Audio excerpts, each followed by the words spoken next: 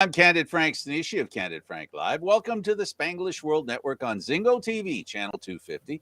Please remember to download the Zingo TV app at the respective app stores for iOS and Android devices. While you download, make sure you rate and leave a comment. Both apps are absolutely free.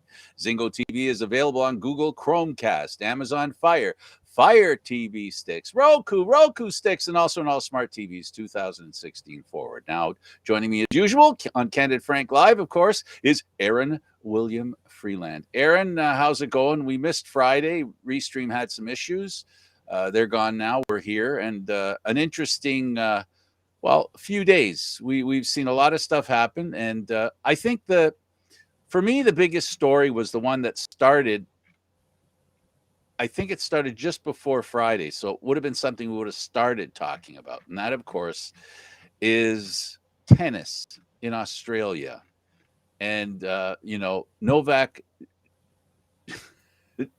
Djokovic, I keep wanting to call him Jokic. Sorry, buddy. Anyway, after all these decisions, maybe a decision, probably a decision, they finally decided to basically say, get out. Well, I mean, he tried a couple different times, and the question that I've seen some people ask is, well, why wasn't it done sooner? And the problem that we have here is it's a legal issue, so it becomes a hot button one, and there are certain legalities that have to be gone through, like finding a trial judge and getting to court, and his stay in a refugee hotel and all that other fun stuff that led up to it. I mean, finally, we can say that the 10-day saga is finally over. There were some interesting arguments going on there. His lawyers were saying that it wasn't fair to deport him just because he might have fed sentiment for the anti-vax population of Australia. But the judge's counter argument was, well, it's not really a matter of whether or not it's fair. It's a matter of whether or not he followed the law. And it seems that he didn't. So they were justified in canceling his visa and deporting him. So, yeah, everybody has choice, right? All we hear is people have choices, and along with choices come consequences, right? And if those choices are ones that you expect the majority of the public to live by, and somebody wants to, this is one of those things where we talk about immigration, where you can get the people on the right who basically say, you should be treating immigrants the same as you do people who live in the country. This was more or less, a shot off that bow, where, just because you're a visitor to the country doesn't mean you don't have to abide by the rules, or a person who shows up, So this is one of those times where there are rules, and the rules didn't work on behalf of Djokovic. No, I am glad to see that the rules for all were followed as opposed to the rules for few. Yeah, well, it's all about perception too, and being an athlete, it's difficult to accept the fact that you actually are the same as everybody else. Not because athletes inherently there's something wrong with them. It is the way they're raised. You know what I'm saying? It's the way they're treated. And yeah, I'm doing air quotes. I did it. I did air quotes. It's the way we treat them, and we put in their heads some things that we shouldn't be putting in their heads. So what happens in this case is when all of a sudden somebody says, you know what, we're going to treat athletes the same as we treat ourselves. And that kind of goes against what we're used to, right? And that's really what the issue is here, right? That's why he had a shot at actually staying there. That's why the first time he had a chance to stay. But I think the lingering problem for me in my mind was that the judge probably, I don't know if they mentioned it, but there was a Czech woman who was sent home, a Czech tennis player. So, the die was cast when that happened, I think, Aaron. Well, and once that actually happens, and it's very difficult for you to let another one stay, because then the question then becomes, is this now sexist? Is this, something that is, what do the men make you more money, which is why you let them stay? or they're a Rafael so-so Nadal. player and you're an elite player. So now it depends how good you are, and then the rules. So then either way, you're going down that slippery slope of you can't accept, right? Either way, that's the whole thing here. Well, the interesting part as well was that Rafael Nadal had a very cool quote. He says, I don't understand people who are talking about how this competition will somehow be lesser because one player isn't here. The games are still going to be fantastic. We're still going to go ahead with playing them, and it will still be a wonderful series. So, just to say that, oh, you may as well write all of this off because one player isn't there, that's a decision that he made on his own. It has nothing to do with the rest of us. We're still going to give 110%. It's just that it's his fault that he's not here. And I'm going to look into my crystal ball right now, and what I see in my crystal ball, Aaron, is he won't have to suffer not going there 3 years in a row. I think the next time the Australian Open is going, and if the pandemic is behind us, he'll be participating. So there will be an opportunity for him to favor him. It's also a wonderful opportunity to set up a grudge match between him and Rafael Nadal once everything comes together. Yeah, absolutely. Absolutely. Well, let's talk about the Canadian Football League. Jalen Philpott, what's going on with him? Well, it looks like Jalen Philpott has actually managed to find himself a little bit higher on the draft list than his brother, which is kind of neat. He technically got family bragging rights last Thursday. The UFC receiver was ranked number 2 on the CFL Scouting Bureau's winter list of the top 20 prospects. His twin brother Tyson, also a Dino, was listed at number 5. Now, both of them made significant jumps. Jalen was 7th in the first rankings last fall, while Tyson was 15th. And I mean, it's the fact that Tyson only played 2 regular season games, whereas Jalen played the full season. I think that's part of it. But at the same time, a little bit of sibling rivalry is never a bad thing. QB Dane Evans signed by the Ticats. This is old news, but we wanted to touch on it. Yeah, no, this is something that popped up a while ago, but it is nice to see that he is back. He had a good season for them. He led them to where they needed to be. They just couldn't quite finish it. So he's signed all the way through 2023. He doesn't have to wait for free agency and test the waters, so that's an advantage for Hamilton. They get to keep costs on him down, and we'll see how it goes. He lives a couple of blocks from Tim Hortons Field. Oh, perfect. Yeah, he walks to the game, and he's pretty friendly with the neighbors. The neighbors all know him, so he's part of the community, pretty deep. He's in there. Dominique Davis, a player, a quarterback, Ottawa was. Yeah, there were a whole bunch of them that were let go. This guy, 6'4", 250-pound quarterback. Now, he only got into 2 games for Ottawa last season. He only completed 59 of 98 for 674 yards with 3 touchdowns, but 4 interceptions. So that is something that wasn't counting in his favor. Also released was Kenny Stafford and a few others. Now, Ottawa did sign defensive back Doug Coleman, defensive lineman Trey Hornbuckle, and Terry Williams. All of those are American players. Canadian defensive lineman Clement LeBrew, Jose Maltos, and Andre Mohongu, and defensive back Tony Anderson.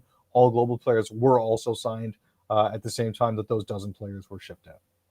Future Hall of Famer Mike Miller signed by the Bombers. Well, this was only a matter of time, I think.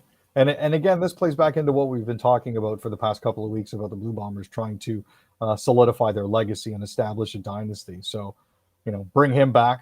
Riverview, New Brunswick product, which is awesome. He's in his 11th CFL season, his 5th with Winnipeg, so he's familiar to all of the fans there. He posted a CFL high 25 special teams tackles last year and was the league's all-time leader in 2021. Toronto Argonauts signed defensive lineman Fabian Foote. This was not entirely out of the blue, I don't think, Frank. Did you ever have a chance to speak with Fabian last year? No. Okay. But 6'2", 285-pound defensive lineman, solid presence on the line. I didn't notice any major defensive gaffes from him, so I'm not that worried about it. But we'll see where it goes. He joined as a free agent in 2020. Started with Montreal, so welcome addition. Hometown kid. Veteran offensive lineman Derek Dennis signs with the Calgary Stampeders. So, and again, this is one of those that's a few days old. It's from Wednesday of last week. Unfortunately, like I said, we didn't have a chance to touch it on Friday.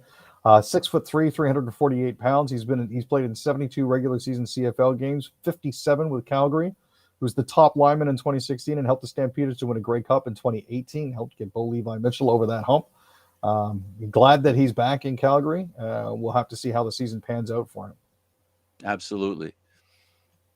As far as Derek Dennis is concerned, he also came out with some commentary in regards to players need to be treated a little better by the league. It's hard to do. I'm of the opinion that, unfortunately, what the cap does is it inhibits the opportunity for teams to have a player grow within their organization and stay. Growing and being with a team, the longer you are, it's clear that you earn more money. And as you start to go up, you become a problem for the team to deal with, not because of your ability, because you're getting better, not because of your personal thing, because it has nothing to do with it. It's that financially it becomes an issue. And there becomes this moment where a player plays so well that he deserves so much, but how much more, how much better can he play than somebody who earns a lot less? And the other issue that you run into here is not only are they limited by what they can pay the players, but they're also limited by what they can pay their coaches and general managers too. So, I mean, like there might be the temptation there to offer him an internal or newly created position to try to entice him to stay with the team, but then that comes out of the coach's salary cap, and that's difficult as well. Yeah, no, coaches are it's difficult for them too, because the better you become as a coach now, being a coach, the salary path of coaches now is on the same arc as the players. Coaches can become so good that they have to go somewhere else to get another opportunity because the coaching cap affects them as well, and maybe they can't fit into the budget. So that's one of the tough things about the cap. And this is why it's important that somehow the CFL has to start figuring out how to make more money, because without it, the league can't improve. And right now they're handcuffed financially, and it's a tough situation for them. The Toronto Maple Leafs, they lose to the worst team in the league. And this is all, we talked about it before this game. Remember, you referred to it as a trap game. Well, it turned out to being a trap game. This was a goaltender beating the Leafs. The Leafs, offensively, they threw 50 plus shots at the goaltender and couldn't score more than 2 goals. No, Vejmelka was absolutely fantastic that game. So, and it happens so often. Everybody says, hey, look, the Leafs got goalied. And the question inevitably follows that again, because this seems to happen a lot. And on the days when their big guys aren't scoring, then the Leafs are in an even worse position than they were before, because there seems to be no finish outside of the top few players. And that's difficult. That's always difficult. I'm curious, Aaron, does this guy double as a Zamboni driver too? Or no, he's not a Zamboni driver? No. Sadly, no. There you go. Worst team in the league, Zamboni driver. Do you see a pattern here? Yeah, something like that. Although the thing is, the Canes weren't the worst in the league when the Leafs lost to them last year. No. They weren't the worst in the league. But they did bounce back and beat St. Louis 6-5 in a real interesting hockey game. That was a bit of a barn burner, to say the least. One of those back and forth games. The Leafs jump out to a big lead, and then as so often happens, they give their fans conniptions by letting that lead slip away before finally sealing it. And with the unlikeliest of people becoming the scoring heroes to win the game. And the goal that wins it, right? They couldn't score on the great opportunities they had the whole game. Mikheyev throws a puck towards the net from a very sharp angle, a floater. It wasn't even a real, I wouldn't have called it a heavy shot. No. It ends up in the bag for the water bottle from the inside of it. So everybody's looking for the puck and they can't find it. It was hiding up there, tucked in under the water bottle.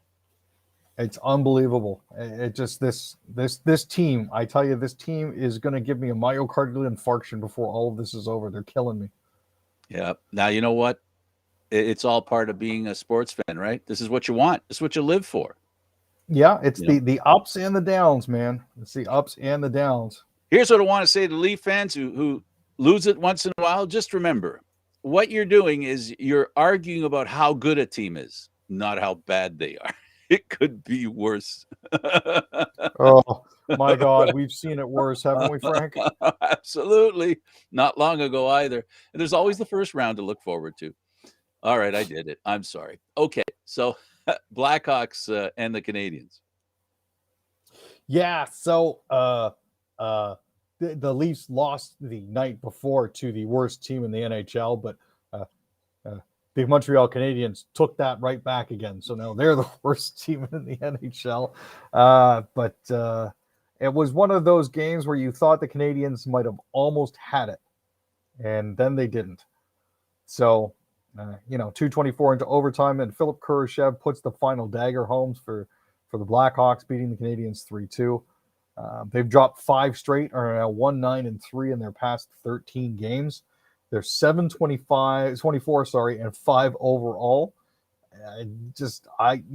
This team, everybody was riding high on the hog, and the Montreal fans were thumbing the nose at Maple Leafs fans and everybody else in the league because, hey, we went to the Stanley Cup Finals, and Yeah, they have fallen badly. They're missing a couple. It's not just the goaltending, right? Their captain and defenders out, and I think you're seeing them missing Perry. To be honest with you, that's missing Perry, missing Weber, missing Price, who is, as of a new report this afternoon, essentially back to square one when it comes to rehabbing his knee. So there's that for them to consider as well. No, and that's $10.5 million just sitting on the shelf. Boy, you got to be glad if you're Seattle. Remember, because he was dangled out there for Seattle. Yeah, not the kind of dangle you like on it from a team. Nope. That was a tough one. And then, of course, there's the rivalry between the Bruins and the Montreal Canadiens. Well, it came up kind of lame. 5-1 Bruins, Marchand hat trick. Yeah, no, and everybody saw this one coming from a while away, I think, when he scored 2 goals 15 seconds apart in the first period and got a shorthanded goal in the second. So, all things considered, they haven't really been covering themselves in glory. And it didn't really get better. It hasn't really gotten better for them. You keep hoping it will. Their next big challenge is actually going to be the first round draft pick. For the Wow. first round draft pick. Pretty sure they're hoping for that too. Oh, yeah? You think you can let in a bad goal? Hold my beer and watch this. Yeah, it's actually, sorry, I just wanted to jump in here on this, Frank. Speaking of the Montreal Canadiens, your Stanley Cup finalists, are currently losing 4-2 to the Arizona Coyotes with 7 minutes left in the third period. So it's the hockey gods just keep kicking Montreal when they're down, man. It's just not getting better. Well, we've had this conversation before. The question is, do Montreal fans feel good about the fact that they made it to the Stanley Cup final and they can ignore this and go, and if you had to make a choice, right, where this is the year you get because you made it to the Stanley Cup final, do you make that deal? See, not necessarily as a Montreal fan, just as a sports fan. You know what I'm saying, right? It's like the Argo thing that we always talk about. They suck, they win big. They suck, they win big, right? But as a fan of the team that I'm a fan of, as you well know, we're used to taking a lot of abuse. I believe that I would be okay with the Leafs getting their butts handed to them night after night after night if we did make it to the Stanley Cup Finals. But by the same token, you hope for better. Yes. And it's a question, I think, of balancing hope and expectations. Well, I was this guy posted on Facebook. I don't know if you saw it, and he was talking about the fact that Toronto out in the first round, and the Jays not having such a good year. But listen, I'm not a negative person. I'll point out what I believe are truths that may sound like they're negative, like my thing about overpaying players, like my thing about having the right guys in the lineup, but when it comes to hockey or sports in itself, we really need to put it in perspective. You know, I thought about, I don't understand why people are so like they have to be the best team, they have to win, they have to do it all the time. When you think about it, Aaron, only 4 teams can win a championship out of over 120 teams a year. And When you look at all the major leagues, yeah. wow, right? But what I'm saying, you understand what I'm saying, is that Yeah. the odds to win the championship are exponentially impossible. Well, that makes what Tampa does really special. Both Tampas, the one in hockey and the one in football. Yeah, and to put a spin on the Jays and say, well, they're terrible because they didn't make it to the World Series. Well, they're a team that has played really well. They played really well, and I guess I'm piggybacking on that thing with Montreal. They made the Stanley Cup final, which is great. You can't rest on your laurels, but you must look at the way fans are treated over a long period, a protracted period, and judge how a team treats their fans by how they do over the long haul, right? So if you use that thinking, over the long haul, the Toronto Maple Leafs have played really well. The only problem's been that when they get to the playoffs, when most of us get really excited, they failed. But to me, it shouldn't erase all these great seasons that they've had, because for whatever reason, some Leaf fans are just like they're 10 1-2, and then they lose a game, and it's like the season's over. I can't believe they lost again. I can't believe it. So now they're 10, 3-2, in their last whatever, right? So yeah, being a fan is hard because essentially it's feast or it's famine, right? And the feast takes such, you got to be such a small percentage of what's possible, and you're left with the rest, which is the rest makes you unhappy. So every year there's about 120 fan bases that are really unhappy because their team didn't win the championship while the other 4 are cheering, right? So the odds that's the hard thing I find. We're currently 6th overall in the league as the Maple Leafs. We're 6th overall. Right. We are 5th overall when it comes to win percentage, but unfortunately we're 3rd in our division because of those top 6 teams that we're a part of. Florida and Tampa Bay just happen to be our division, followed by the Rangers, the Colorado and the Bruins Avalanche. haven't played all their games yet. No. The Bruins can still catch the Leafs. So the Bruins currently only have one game in hand on the Leafs. They played 35. The Leafs have played 36. Yeah, but they're only Florida like and 4 or Tampa Bay 5 have both points played behind. 38. Yeah, but they're only like 4 points behind. Is what I'm saying. Oh, definitely. I'm just saying they could catch them. I didn't mean with the games in hand. I mean they could catch them. Right. The Leafs are not. They're not cooled out in the playoffs, and the biggest reason is what you're saying. They're in the Atlantic Division. And it's a tough division to be in. And people forget that, I didn't forget, but I do know that they've missed opportunities in the playoffs. The Leafs have, not to necessarily win, but to have a better showing, because they came very close to beating the Bruins. They could have beat the Bruins. They could have beat Washington that first year when, this group of players were together, right? They're just missed by a little bit. And that's the part I think that drives Leaf fans and most fans crazy, right? When, I'll give you a perfect example. We're almost done hockey. So, we'll talk about the Dallas Cowboys a little later. Let's finish with the National Hockey League.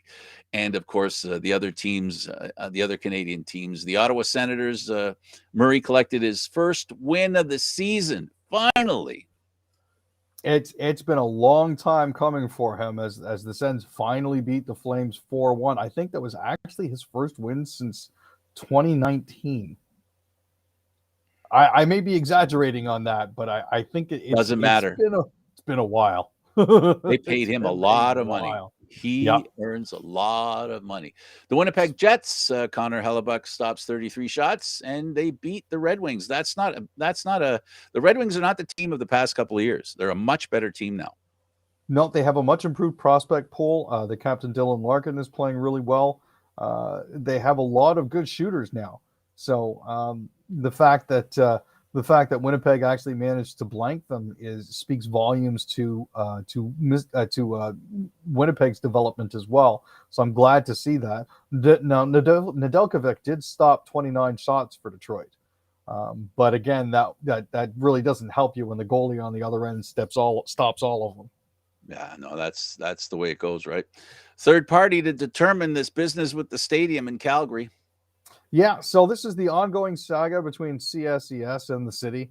They're actually trying to bring in an independent auditor now to see if a new partnership would be possible for the deal. Now, City Council voted Wednesday night to ask a third party to look into whether or not Flames ownership is still interested in revisiting a potential partnership to build a new one. They are actually not expected to come up with anything until March. So if you're expecting anything within the next couple of weeks, don't hold your breath. It's going to happen. Now, I'm going to tell you right now, something's going to happen. It just Calgary is not between the two of them. Somebody's going to have to figure out what they're arguing over is petty. And I'm not talking Tom Petty. It's sidewalk right of way and solar panels for the ceiling of the arena. I think were the two major stumbling blocks, which added up to $9.7 million or 1.5% of the $650 million price tag. 1.5%. That's it. Context. So, we're back to context again, right? Yeah, that's true. Most of the industry there is oil. So why would they want to put solar panels on the roof? I could see that being a problem for them. Yeah, maybe if they put an oil spigot at on the roof. I mean, I'm only being partially facetious here when I say this, but at the same time, why would they want to deal with walking pedestrian right of way? They want everybody to drive there. Because oil. Okay. Remember, folks, he's got his tongue in his cheek. Just look very carefully. Firmly I'm changing the Edmonton franchise name to the Ailers because I'm wondering what's ailing them this week. I got to tell you. Does that work? I got to tell you. They lost to the Senators 6-4. Now, the missus and I were watching the game, and it started off nicely enough, and then it got to be about 3-1, and the missus and I said, well, we're going to switch channels now, and tuned out. So later in the night, she comes back to me and says, we should go in and check, and I looked, and it's 6-4 Sens. I'm like, what happened? His Connor McDavid, his reaction, Aaron. This is a guy who's defeated emotionally. This is a guy who just is tired of being in the position that he finds himself. But I got to say this, Aaron. There's one person on that team that can help change things. It happens to be the guy that's pouting. And Connor McDavid has to, as the captain, that kind of emotional openness, because he's not whining. I'm not accusing him of whining and being, but the problem is he's not putting on a brave face, which is what I think captains have to do. Captains have to make sure that they don't ride too high, the teammates, or ride too low. And Connor is making things miserable for himself because I think he's allowing himself to feel very low and very depressed. And that's not good for any human being, Aaron. That's a tough thing for him. And then, of course, everybody starts talking about he wants to be traded. I don't know that to be true. I haven't heard anything about him wanting out, but I do know, and you're very observant in that, Frank. Connor gets the grumpies, and you can see it because his brow gets furrowed and his bottom lip sticks out, and he just on the bench. It doesn't look good for anybody. Captain. That's not captain behavior. Nope. Teammates will pick up on that, right? Teammates will pick up on that. I am waiting for the day when he drops an absolutely massive F-bomb while going off the ice, as he did with the Erie Otters on the way to the dressing room after a particularly difficult loss. I'm sure we won't hear it on the mic'd up segments for the NHL, but at the same time, it's Or only we a matter might. of time before Or something we like that might. happens. Or It's we only a matter of might. time. Yeah, no, there are some people that are cut that have the captain cloth. They're cut into that captain cloth, and some who are not. I've spoken about Mitch Marner being one of those guys. He's like Connor McDavid. They can't rise. They have difficulty rising above a tough situation. It just. And I'm not saying over the long term. I'm just saying at the short term, where it becomes clear that they can't handle what's going on, and they revert to, unfortunately, an immature behavior, right? To me, the definition, I can be immature too, right? But what we're talking about here is elite athletes, right? We're talking about motivation of elite athletes. We're talking about big time sports, and players who can't handle that all the time.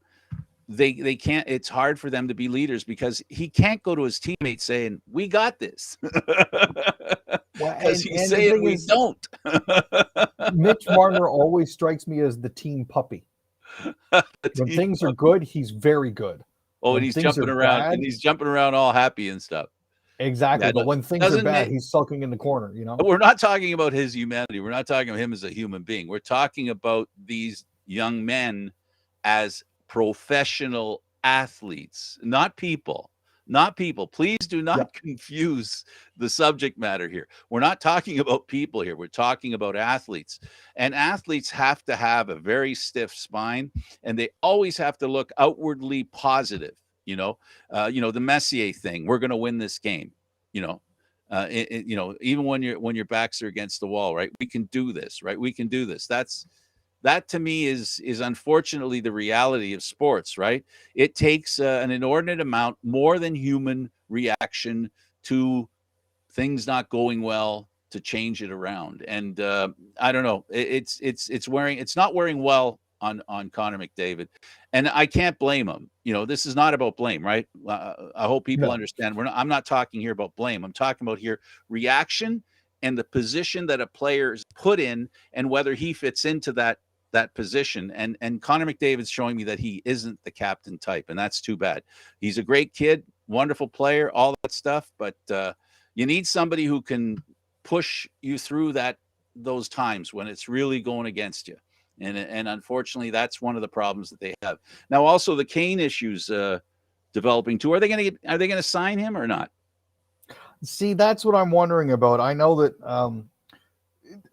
the Oilers aren't doing Connor McDavid any favors by putting him in front of the mic the way that they did. Kevin Bieksa has shown his whole backside on this too, with his whole, well, yeah, if it's Evander Kane, I'm taking him for my team, warts and all, not realizing that hockey culture only changes when hockey players themselves are active and making the change happen. It's one thing for fans to sit here and go, you need to do this. It's another thing when hockey players basically say, yeah, the heck with you guys, we're doing our own thing. Yeah, because what we're talking about in sports, it's not always about reality, it's about perception. And if there's a perception of something, it causes a problem. Exactly. And that's something that needs to be dealt with. And this is something that can't be taken care of by fans. It can only be taken care of by management and players. Here's the one thing that you could do that will absolutely sewer your hockey career. You could skin cats. You could kick babies. You could smack your girlfriend around. You could shoot shop owners in the face. You will be forgiven in professional sports as long as you're good. The worst crime you could possibly commit in professional sports is being just okay, because then all of your warts and peccadillos come to the surface, and you can't hide. Now you're only saying that to make a point. That's not what you believe. I know you better than that, Aaron. No. I know you better than that. But I get your point. I want to make this clear. That all you're saying is, and the point you're making is not. I don't think none of us can argue about that, because that's why Tiger Williams was a favorite Maple Leaf, right? That's what you're talking about. You're talking about fans will overlook anything if you win. If you help make them happy, you've got this stuff in the bank where you can do some silly stuff, right? So, and Yeah. that's the reality that we're fighting as a society, right? To take your point and take this to a serious point, because I don't want people to misunderstand what you're saying.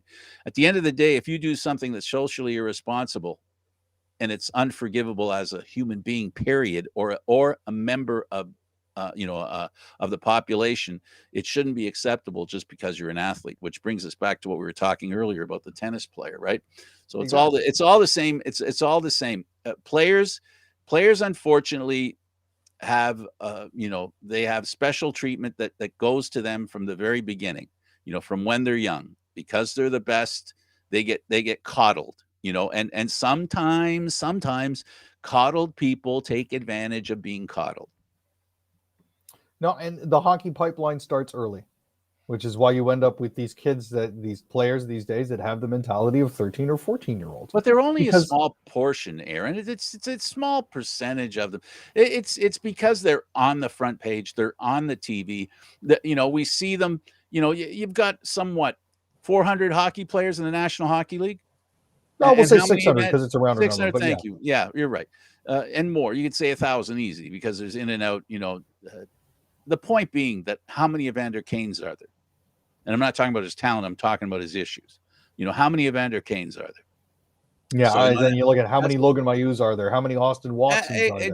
there should And be. Nobody's arguing whether there should be any. That's not my argument. I'm not yeah, arguing whether there should be any or not. I'm just saying, let's just make sure that we understand that hockey players, athletes, the vast majority of them are wonderful citizens who contribute in kindness, in gentleness, and with their money, with their time, and all that stuff. The rare few ruin it for the bunch. It's a terrible axiom that's totally true, but it is what it is, I guess. All right, so Stamkos, speaking of great hockey players, scored his 18th goal. Lightning beat Canucks. Yeah, so this was going to happen eventually. Stamkos has started to get onto a bit of a heater here. Now with his 18th goal, the Canucks, of course, lost 4-2 in that one. It's team leading. Vasilevsky made 24 saves on the night. This was Thursday, so of course we would have covered this on Friday. Unfortunately, we missed that. Anthony Cirelli, Boris Tkachuk, and Braden Point also scored for Tampa Bay. It's good that they won. But John Cooper, coach of the Lightning, wasn't exactly happy with their effort. He said there was a lot of stuff they needed to clean up on. At times it was sloppy, but they're gifted with incredible scorers, so they can at times get away with stuff like that. Yeah, Canes beat them also 4-1. So Canucks not having a good week. No, it's definitely not one of those things. On the 15th, they unfortunately did lose 4-1 to the Canes. And again, this was one of those games where they seemed to have it in hand, and then the wheels just absolutely fell off in the space of about 3.5 minutes in the second period, and they were down 3-1 and just couldn't recover. But they did win a game. They beat Washington. Yes, they did. And now this was a bit of a surprise. I wasn't expecting this. Sunday afternoon game, playing at the – it just – they came up big again in the second and third period when they needed to. They scored 2 goals in the first 5 minutes, and then 1 goal with just over a minute and a half left in the second period to take the 3-1 lead. And again, capped it with an empty letter with 58 seconds left. Tell me about the Canucks' new jerseys. Yes. So this is awesome.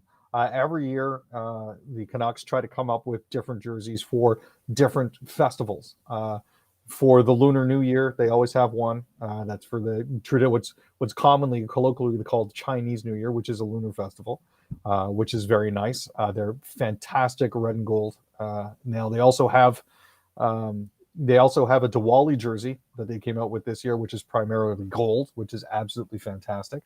But the whole idea behind bringing Asian culture to the fore and bringing that out in their warm-up jerseys, which a lot more people will see, is a way of trying to combat anti-Asian racism that is unfortunately bubbling to the top in society these days. We can all guess as to why certain individuals will blame the Asian community, but it's very cool. Actually, the jersey actually features a tiger jumping out of the water in place of the Canucks' traditional C-shaped orca.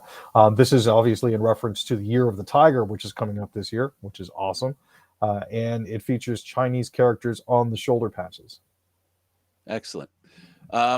So it appears over the National Hockey League news. Now I'm going to have my Connor McDavid and Mitch Marner lip. No Nordiques. Yeah, unfortunately not. The Quebec City and François Legault did try to reopen negotiations with the NHL. They actually had the Minister of Culture and Sport contact Gary Bettman to see about the possibility of bringing back the Nordiques. The response from the NHL was, thank you for renewing and opening the lines of communication. However, at this point in time, we don't feel that a National Hockey League team in Quebec would be financially viable. So, oh, well. That's where we stand on that. There just isn't room for another Canadian team. That's all there is to it. And yet. Okay, so Power 5, Penguins. This is their last ride, do you think? This is their I guess their Stanley Cup tour, their last Stanley Cup tour, their reprise or whatever. Yeah, a lot of people are believe that this is their one last ride chance for the Penguins Power 5. And for those who aren't aware of when we talk about the Power 5 is we're talking about their major players. You're looking at players like Crosby and Malkin and what have you. But not only that, the Power 5, we're also talking about the Tampa Bay Lightning, the Florida Panthers, the Colorado Avalanche. These are all basically the top 5 teams in the league who are nearing the end of their window for actually capturing a Stanley Cup. So not only are the Penguins up there, but the Avalanche are up there. The Panthers have managed to catch lightning in a bottle so far this year. Well, they haven't captured lightning yet. That's what they're hoping to do. I missed that completely. Thank you, Frank, for catching that one. That's what I'm here for, catching those ones. All right, big deal in the National Hockey League. How the All-Star game? And then there's discussion about this business about having a player from each team. My goodness, how can that be? And why should that be? I just remember it being slightly more fair when the fans had their say, because you kind of got to see players that you wanted to see, like unlikely heroes like John Scott and Leo Komarov playing. Now, maybe that's why they don't do it like that now. But here's the thing, though. What star isn't necessarily defined by how much money you make or how many points. It's also how well you capture the hearts and minds of fans. Because you can have a player who's the best in the world, but if he's an absolute a-hole off the ice, is he really a star? Now you're starting to sound like a sports writer. I'm sorry, I apologize, but it's just the mindset here. Nazem Kadri, don't get me wrong, great guy, having a fantastic season. Popular with the fans, should probably be in the lineup, but he's not. And again, that's because the fans aren't setting the criteria. Hey, can you? I'm going to say this, and I don't agree with Mr. Avalanche. I don't agree with him where he was saying that, well, we have 4 or 5 players that are better than blah blah blah blah. We should have more than 3-4 players because we have that many more that are better. How much is that a function of being around better players makes you better? Being around better players helps you score more. Like if you're around better players, if you're Nazem Kadri and you're the first line center, are you as effective as you are as a second and third line center? You get what I'm saying? The argument could be made, though, that if you are the first line center and you're playing back on the second and third line, you're in essence elevating those players' play. Exactly my point. When you have McKinnon, when you have McKinnon as the number 1 center and you're Nazem Kadri, and I think they have, I forget who this number 2 center. It doesn't matter anyway. where basically Kadri can play on the third line, and being that player against the third line of another team, when Kadri could be easily a second or a first line center, right? Now he's playing against those guys. That helps his output, right? His scoring potential. It helps him a lot. And I'm not trying to play down his ability here. I'm just trying to make the point that if you are playing around great players, it helps you get more points. I mean, we're seeing it with the Leafs. For those of you that follow the Leafs a lot, there are a couple of players on the team that are doing real well. And a lot of it has to do with the fact that certain other players get all the attention, if you follow what I'm saying. And so therefore, I think it's not fair that you can't tell me that one player from each team doesn't deserve to be at the All-Star game, Aaron. You can't tell me that. You can't tell me that the talent isn't spread enough to get to that point where there's one player on every team that could be there. Oh, no, don't get me wrong, Frank. I'm not disagreeing with you at all. I think there should be one representative from each team. I think having 3 or 4 representatives from each team and excluding others seems a little bit redonkulous. Well, what ends up happening is, and the reason they did it, that's what the published reports suggest, is that the National Hockey League felt that for them to get the widest audience possible, they need to have representation from their whole prospective audience, which is every team, right? So that everybody's engaged because they have a player that's there. So as far as I'm concerned, I don't have a problem with Kadri not making the All-Star game. I really don't. He's not the best player on his team. So if he's not the best player on his team, he doesn't have a right to be there any more than anybody else, that's my view. The other thing I want to point out is the best player on your team isn't necessarily your captain. No. So that's the other thing to take into consideration too, right? This is not at all. This is not just a game of captains. Heck no. But, unfortunately, really good players. That's why I have a long history of watching All-Star games. And that's why at All-Star games, a lot of times players who are the only player from a team that show up and people go, what's he doing here? And then that guy scores 4 goals. Why? Because now he's playing. What he's doing here. Yeah, right. And then you say to yourself, you have to ask yourself the question, well, maybe that proves the point that if he had other guys that were good on the team, he might look a lot better. Right. So it also helps with building the talent level in the National Hockey League. One thing they didn't mention is that you help this other player who's not on a team that's very good. He gets to go there and he goes because he's a great player of that team. He's the best player on that team. And he gets a chance to play with other really good players. And he feels it's a moment for that player to get a little bit of sunshine instead of the constant shade that they find themselves under. Well, the other thing that I appreciate that the NHL has done is they also send other players who aren't actually playing in the All-Star game to participate in the skills competition. Like the speed skating, harder shot, more accurate, that sort of thing. I appreciate that as well. That's another way to get players in. Exactly. So, I mean, while it would be nice to have one representative from each team playing in the All-Star game, I think, at the same time, if that doesn't happen, I'm okay with that as long as all of the teams are represented somewhere during that particular weekend. I think it's only reasonable to expect, like I said, that there's got to be one player on every team that is good enough to be at the All-Star game. Because if they don't have a player that's good enough to be in the All-Star team, send the team to the AHL now and stop wasting my time. Which raises another issue that I'm a big fan of, Frank, and that's relegation. Oh boy, I love that. If only hockey was like that. Oh my goodness, would teams change their attitude quickly? But I mean, the Leafs would, at least in the past, would have spent a lot of time in Division 2 and maybe even Division 3. A little time in the ECHL for the Leafs in the 1980s might have helped Harold get a little perspective on what he needed to do to put together a winning team. But we don't have to worry about that. So we've got a bunch of players, folks. You can find them on the internet. I don't know. We don't have to mention them all, but Alex Ovechkin has decided to play. Some years he doesn't feel up to it, but he's playing this year and he hasn't complained about playing. So good for him this time. Well, I think it's also because there isn't the wear and tear of the Olympics as well, and that has been a common complaint when it comes to this sort of thing. Plus, Alex isn't injured this year, so that's definitely a good thing. Now we follow the Leafs, so it's a big deal for us that the Leafs have 2 goaltenders in the All-Star game. Last year's and this year. Exactly.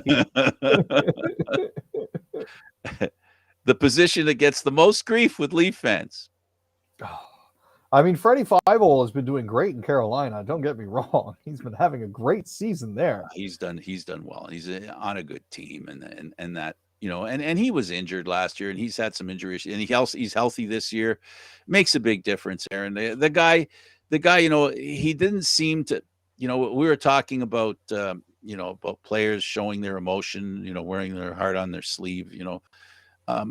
Frederick Anderson doesn't, but that doesn't mean he doesn't feel anything. It must have been tough being a Leaf the last couple of years.